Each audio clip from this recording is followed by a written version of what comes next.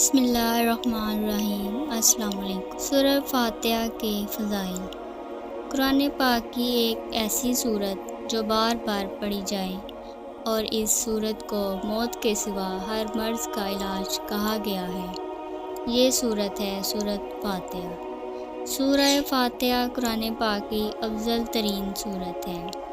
رسول اللہ صلی اللہ علیہ وآلہ وسلم نے فرمایا، سورہ فاتحہ عرش کے نیچے سے ایک خزانے میں سے نازل کی گئی۔ ایک دفعہ آپ صلی اللہ علیہ وآلہ وسلم تشریف فرما تھے کہ جبریل امین حاضر خدمت ہوئے۔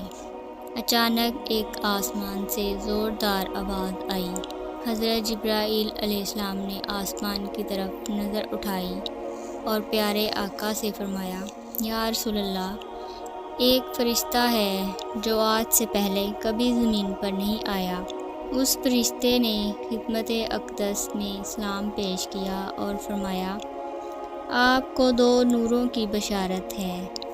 آج سے پہلے کبھی کسی نبی کو یہ نور نہیں عطا کیے گئے، جس میں سے ایک نور سورہ فاتحہ ہے اور دوسرا نور سورہ بقرہ کی آخری آیات ہیں۔